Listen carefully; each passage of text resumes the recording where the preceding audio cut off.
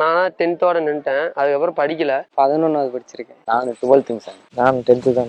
படிக்காதவங்களால சாதிக்க முடியாதா? எங்க டீம் பேர் உத்தம சொல்லுங்க. நான் வந்து தறி ஓட்டுறேன். வீட்டுக்கு கட்டட கொத்து வேலை. என்னுடைய வேலை வந்து மீன் பிடிக்கிற வேலை தான். நான் வந்து டிரைவராக இருக்கிறேன். கலெக்ஷன் ஏஜென்ட்டா இருக்கேன். எங்க ஃபேமிலி பாத்தீங்கன்னா அந்த அளவுக்கு பேக்ரவுண்ட்லாம் எதுவும் இல்லை. இந்த கிரவுண்ட் வந்து கோயில் கிரவுண்ட், எங்க குலதெய்வத்து கோயில் கிரவுண்டு. கோயிலுக்குன்னு ஏதாவது பண்ணணும், மக்கள் சப்போர்ட் பண்றாங்க. இன்னும் சாதிச்சவங்களுக்குள்ள ஏதோ ஒன்று ஒரு கேள்விக்குறியா இருக்கும். அந்த கேள்விக்குறி ஆச்சரியக்குறியா மாறினது எப்போனா, இப்படி ஒரு ஈஷா ஒரு கிராமச்சம் வந்து இப்படி ஒரு வாய்ப்பு கிடைக்குது இல்ல, தோத்தாலும் ஜெயிச்சாலும் சேர்றா கஷ்டப்பட்டுறலாம் அப்படின்னு சொல்லி இதுக்குன்னு ஒன்று விளையாட்டு ஒன்று ஒர்க்கு. ஈசா கிராமத்துல கலந்துட்டு நம்ம பார்த்துட்டு தான் வரணும் அப்படிங்கிற எண்ணம் எனக்கு தோணுச்சு. அது எப்படி தோணுச்சே தெரியல, எனக்குள்ளார பெரிய உற்சாகத்தையே கொண்டு வந்துச்சு. சாதிக்க எதுவுமே தடையில்லைன்றதுக்கு இவங்க அடிச்சு விளாண்ட ஒவ்வொரு அடியுமே ஒரு உதாரணமா இருந்துச்சு.